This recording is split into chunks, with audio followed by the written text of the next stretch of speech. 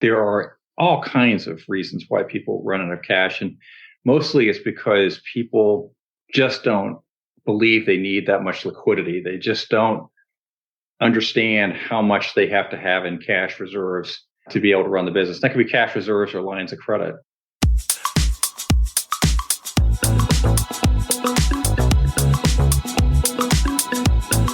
Hey, it's the Profit Answer Man, Rocky Lalvani. If you're new to the podcast, check out my interview with Mike Michalowicz. It's episode number 2. If you want to hear about each chapter in the Profit First book, go back and listen to episodes 3 through 13. Episode 1 is the why and how. On the Profit Answer Man, we learn money mastery without all the complicated accounting mumbo-jumbo using a simple system. Your accountant is busy documenting your transactions and creating a rearview mirror of what happened. My guess is you don't even look at the reports they sent you. If you're like most business owners, you struggle with this, and it's not your fault. We aren't taught money in school, and accountants aren't taught how to be profitable. The Profit First system created by Mike Michalowicz works, and he certified me to help you implement the system in your business. Remember, the new equation is sales minus profit equals expenses. Let's face it, without cash flow, you can't pay your employees, buy needed materials, or pay your mortgage and support your family. I help you to do that and more, so you can focus on the parts of the business you love and receive the rewards for your labor and investment into your business. The stronger you are as a business owner, the more jobs you create, the better we are as a country. Small business owners are the backbone of America, and for that, you deserve to be well rewarded. Just remember, more revenue does not equal more profit. That's why we focus on the bottom line. Like I said, you went in business to make money and build wealth. And today, we're going to talk about how to do that and how to think about building wealth with your business. Too often, we don't take the time to ensure that we're getting a return on our investment that we would demand if we invested in someone else's business.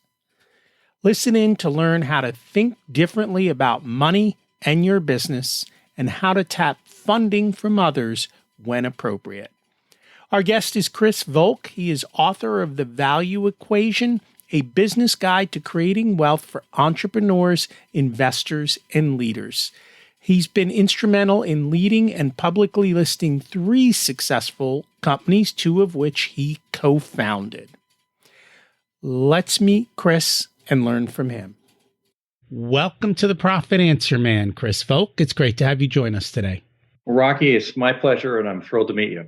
And I'm thrilled to chat with you as well. Can you share a little bit about yourself and your business history? Yeah, sure. Well, the big part of my business history started in 1994 when I led and took a real estate investment trust public. And real estate investment trusts are companies that own real estate. In our case, what we would do is we would own real estate that other people like to use in their business. So we own fast food restaurant locations. We own early childhood education locations or convenience store locations, that kind of thing. And we would rent them to the tenants.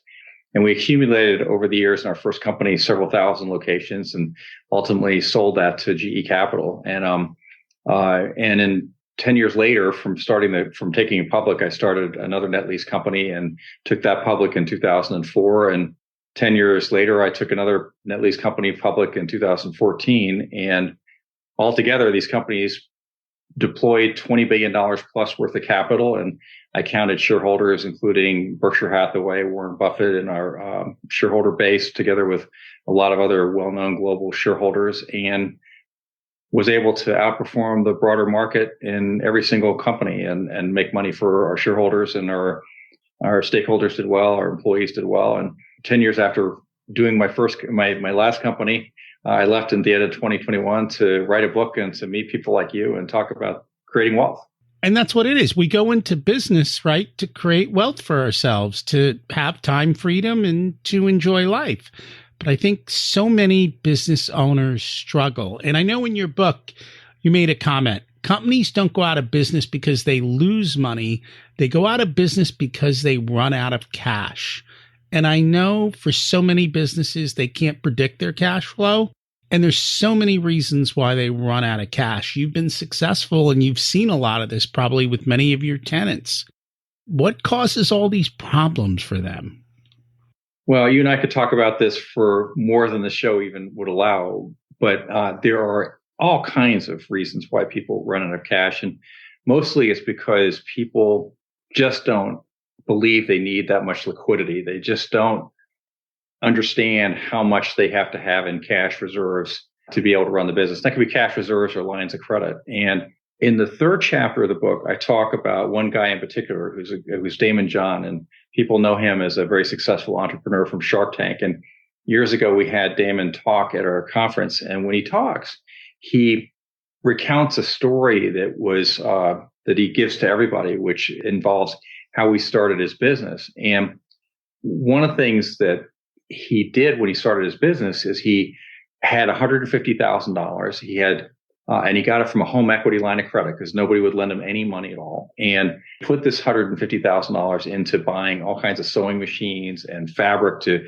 fulfill orders and whatnot. And then what he did was he mailed out his first batch of orders and he gave his customers 60 days to pay them. And when he did this, he had taken a pile of fabric, he'd made it into hip hop merchandise, basically apparel. So he'd taken the fabric, he transformed the fabric, and then he converted that fabric into a loan, basically an account receivable for 60 days. Only he didn't have 60 days. He was out of cash. And so what he ultimately did was he put an ad in the New York Times. He was down to his last $500 and said he had millions of dollars worth of orders. He needed financing. And he got a South Korean company to come in and help him. And they came in kind of at the last minute and saved him. But here's a man who literally almost went out of business. And the reason why he almost went out of business was because he didn't understand what was business investment. I mean, if you think about it from an entrepreneur's perspective, an account receivable is a business investment. It's part of what you create. Cash is part of what you need. But sometimes when entrepreneurs are putting together the business, they forget all the components that go into it. And Damon at the time had no formal experience. He had no education in this. And one of the things that he wished he'd had was that. And so I loved his story. And when I was putting the book together, I thought, well, this is a perfect example of how people misunderstand what a business investment is. And the chapter 3 just talks about what is a business investment, what things go into making a business investment. And people oftentimes miss it. And cash is a big part of that. And we talk about that because for many business owners, their dream is getting their product in Costco. And we talk about you get your product in Costco, they're not paying you in 60 days, right? They're 90, 120 days.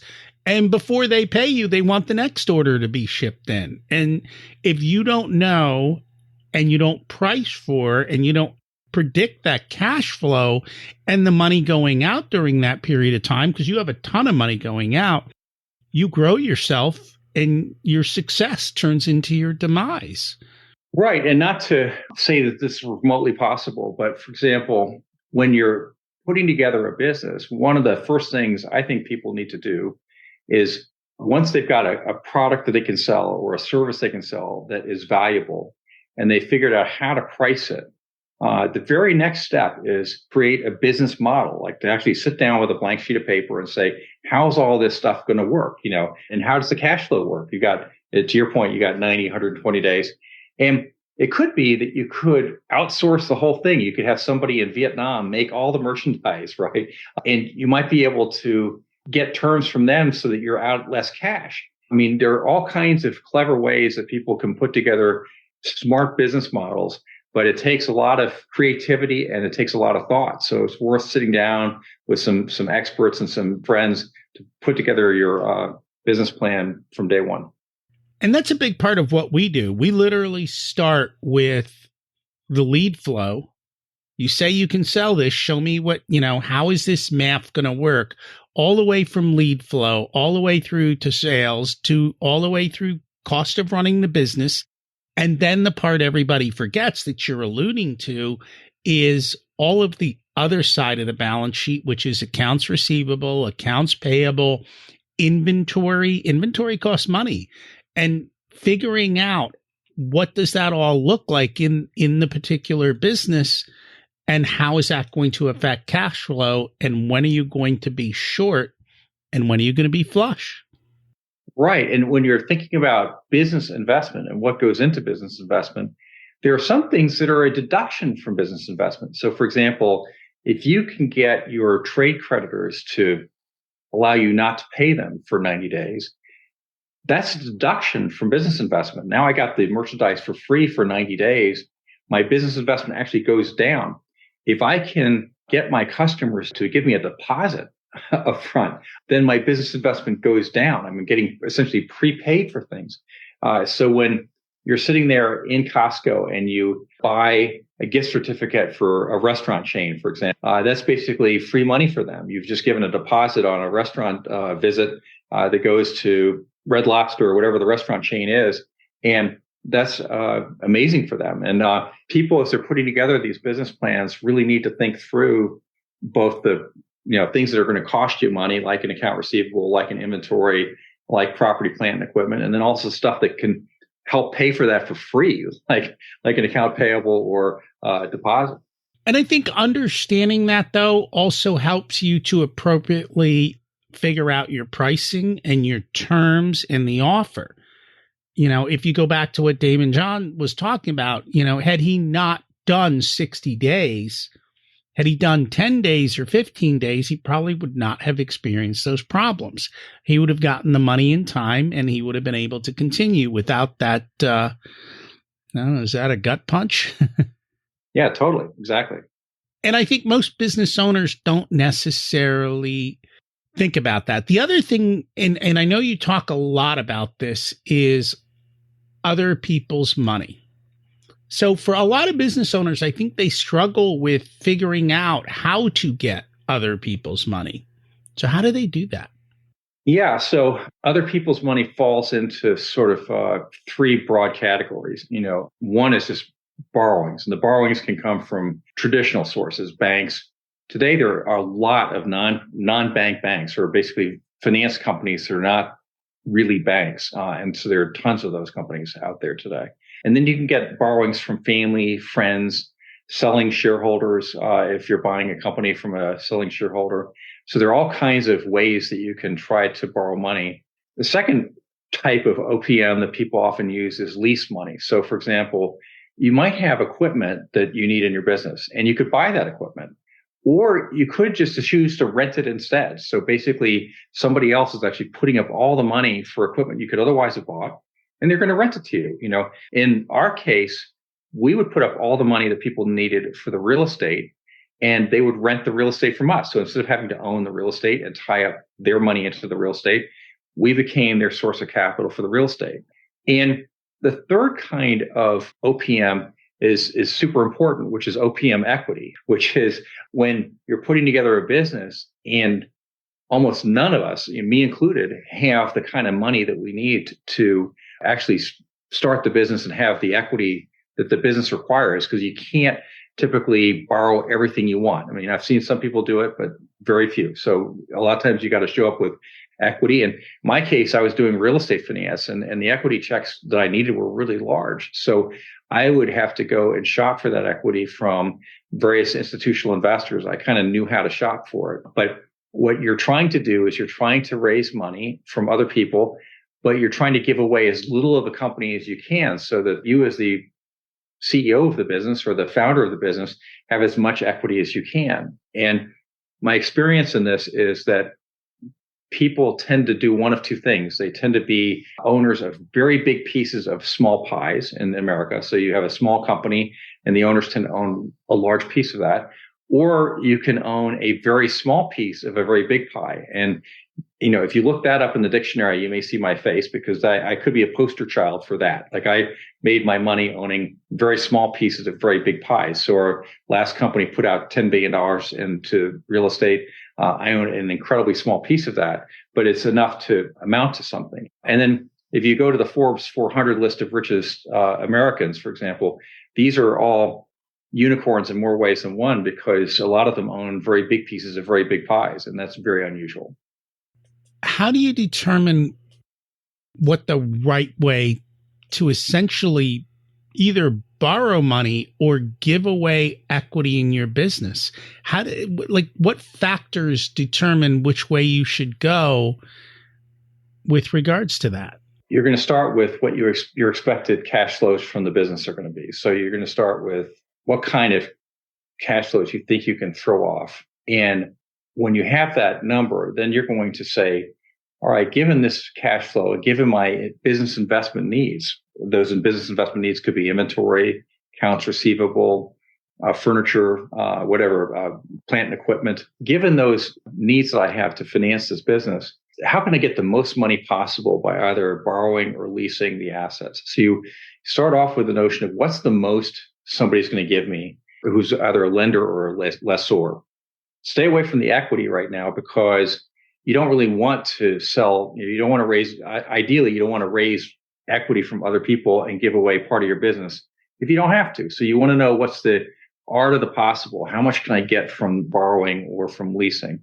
And you'll come up with a number, and oftentimes it's not enough. And so then the bridge now you know that what your equity check's got to be. I mean, it's got to be this.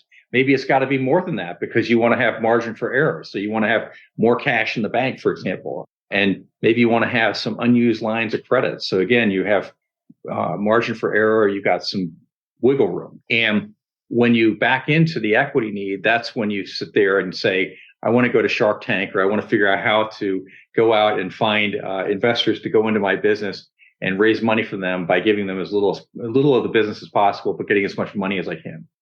Do you find most business owners plan for error?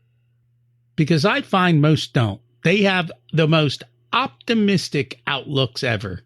I find that they don't, and I agree with you. And the thing about it is, if you don't plan for error, then when error comes, the money is beyond expensive. So first of all, your company may go out of business when the error comes. But if it doesn't go out of business, if you're able to borrow money to cover the error or raise money from other people from an equity perspective, that money is going to be more expensive. So people are oftentimes better off raising more money now. And a lot of times, by the way, people don't want to do it, not just because they're optimists, but because they're a little greedy. They want to make sure that they are giving away as little of the business as possible. They don't want business partners, so they don't need them. They don't think they need them. And I had a business partner one time for a number of years who gave me a very valuable lesson, which he said was availability of capital is everything. And it is true. You really need to cherish the capital that's available to you and not worry about the price of it necessarily. I mean, just grab it when you can get it. And as long as you can make money with it, of course. And even if you're grabbing too much capital and you're paying a price for that, you're basically buying an insurance policy. I mean, and that insurance policy is giving you room for error, margin for error, margin to take advantage of other opportunities that come along that you didn't know were coming.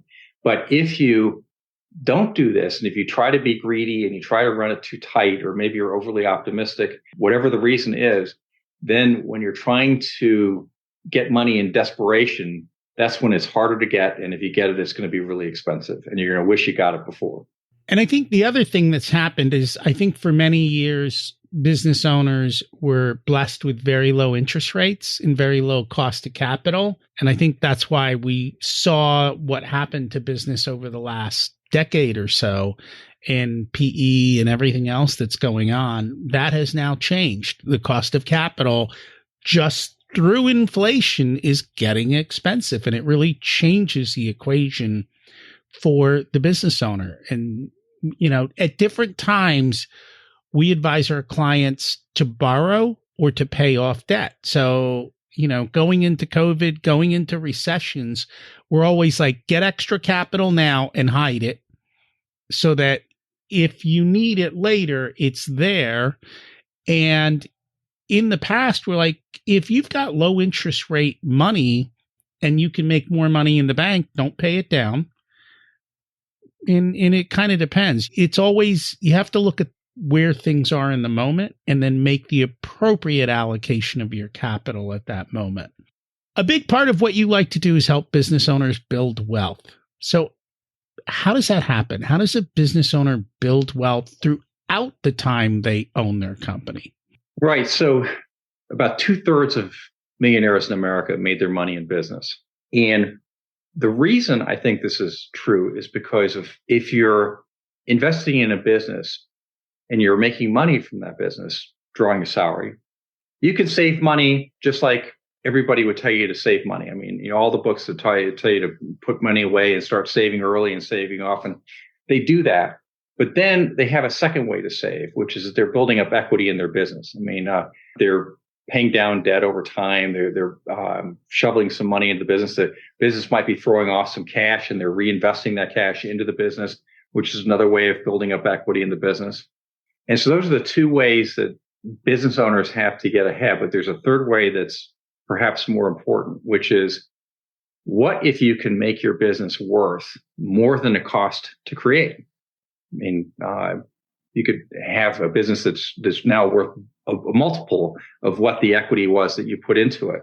That is where the richest people made money. If you look at people who are worth 5, 10, 15, $20 million, if you look at those numbers, almost invariably they were invested in a business or they owned a business where it became worth more than what it cost to create. And certainly if you're looking at the Forbes 400 list of richest people, universally, that's how they made their money. And so in the case of Apple, and we were talking before the show started, Apple's worth today about 10 times what it cost to create. And that's, by the way, not just the money Steve Jobs put up or whatever, but it's the amount of cash flow that's been reinvested in the business. So the business has got almost $300 billion worth of reinvested cash flow into it, and it's worth 10 times that. Our company, my most recent company on the New York Stock Exchange, wasn't worth anything like that. It wasn't as good a business as Apple, but it was worth 1.4 times what it cost to create. And so what I was able to do was create $3 billion in wealth that was created from thin air and helped benefit companies like Berkshire Hathaway and other shareholders that we had, and help benefit our leadership team. And that's how people become multimillionaires. Do you think that when business owners reinvest in their business, because they're always reinvesting in their business, that they do it with intention and say, what is the return on this reinvestment going to be? No, I think that they don't think about that stuff at all. And even at large company levels, they don't always think about it. So, for example, if you look at a company like Walmart, huge and enormous company, largest retailer in the country, largest employer in the country, and between 2000 and 2020, so about the time of the pandemic, Walmart threw off tons of cash, reinvested it in the business. And at the end of the day, they were worth less than that cash was reinvested. So basically their stock price didn't go up and actually equal the amount of cash that was put into the business.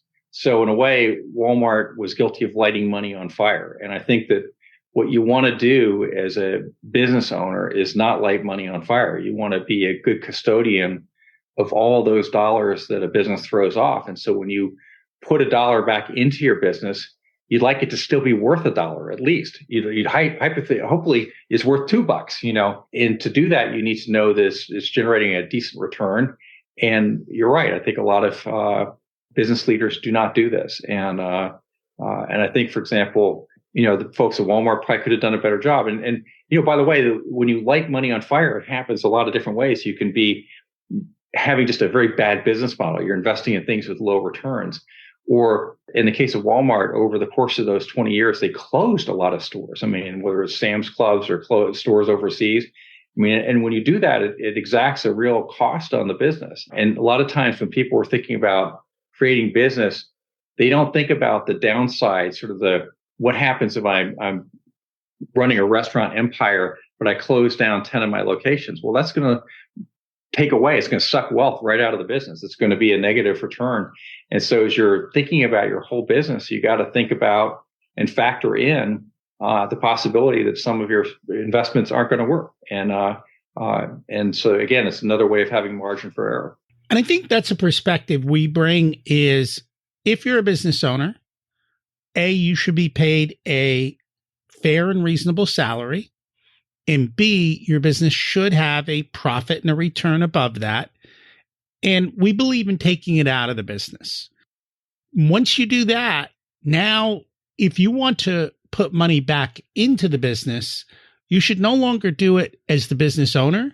You should now sit in a different seat as a business lender and say, okay, I'm going to lend this business money.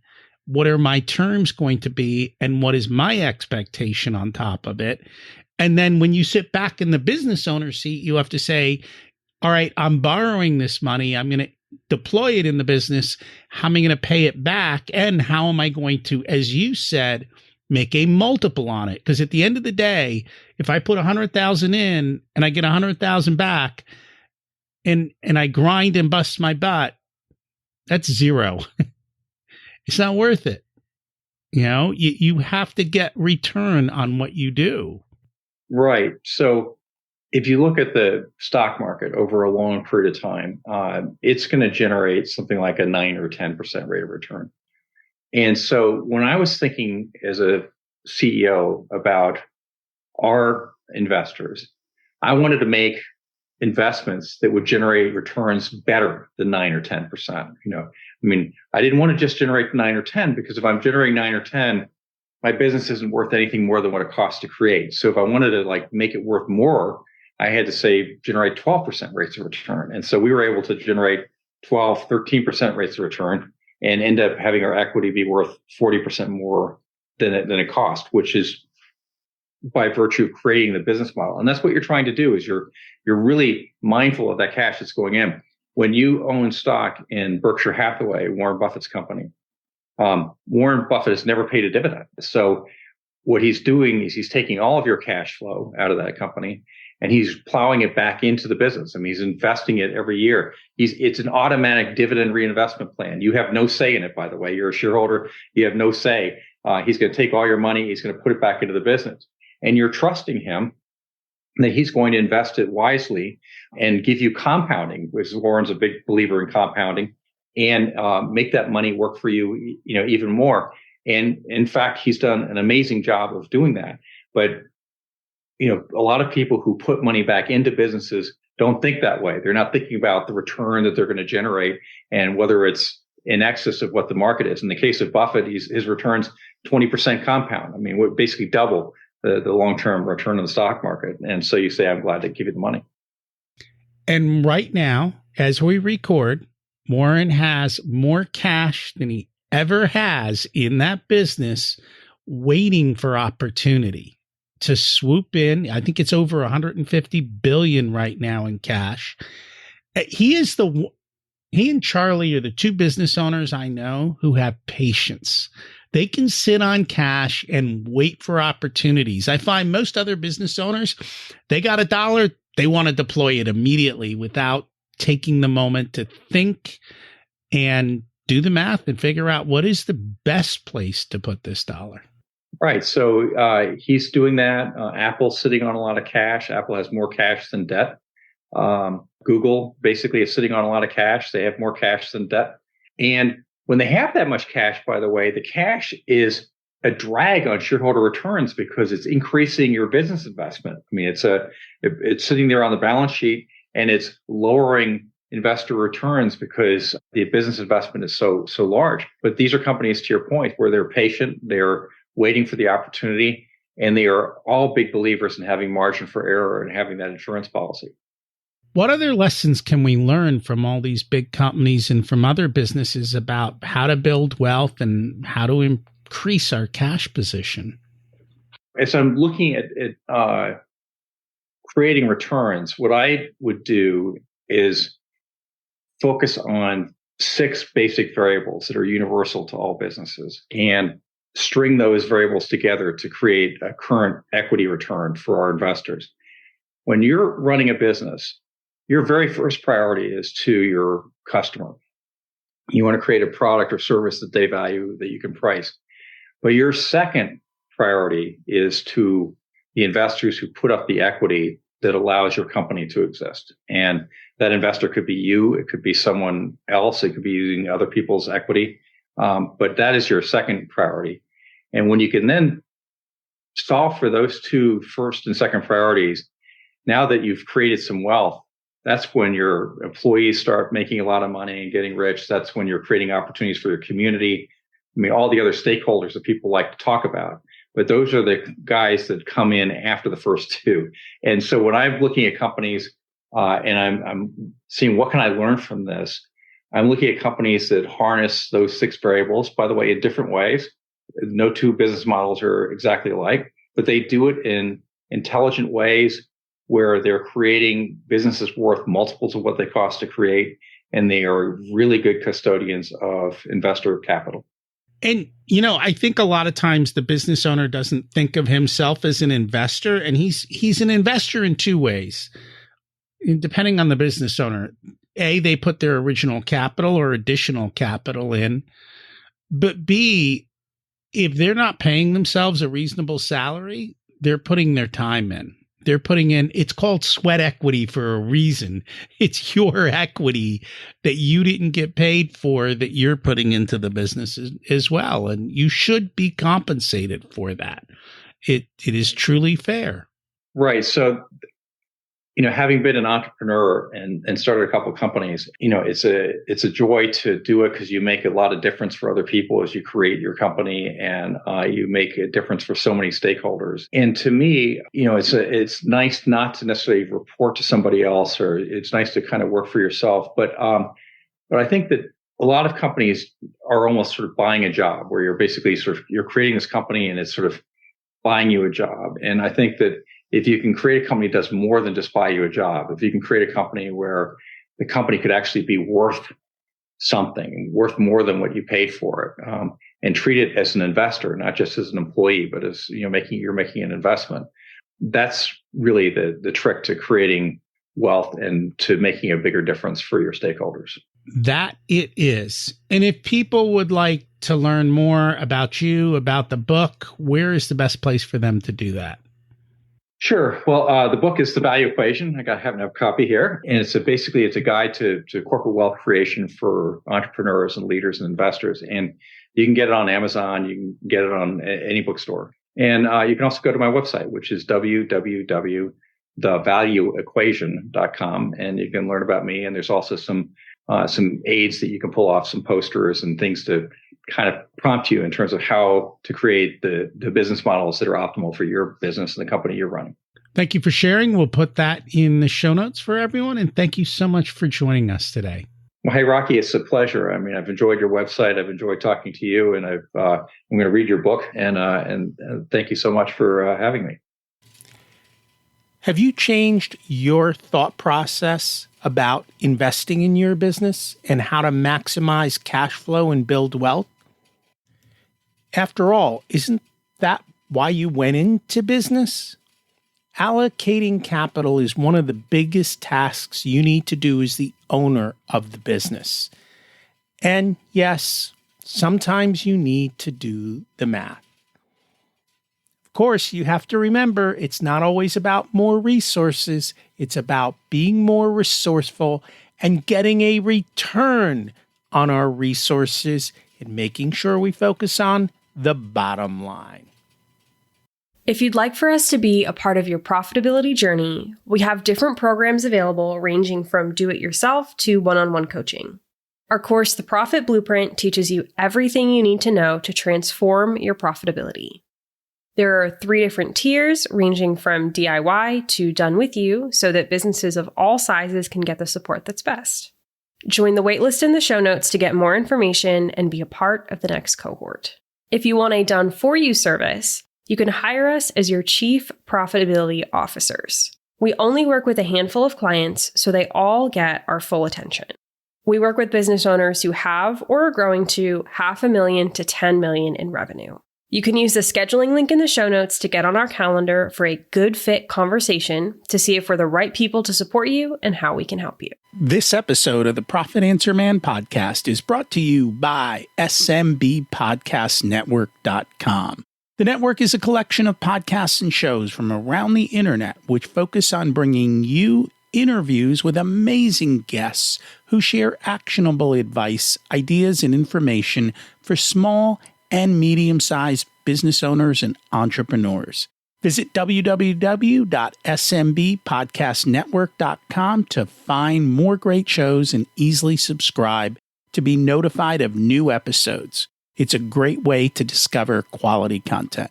If you've discovered us via the network, then I hope you enjoy today's show and will consider subscribing directly so you never miss our episodes. Remember to check out my other podcast, Richer Soul, where we talk about how to live the ultimate life and be the best business owner you can be.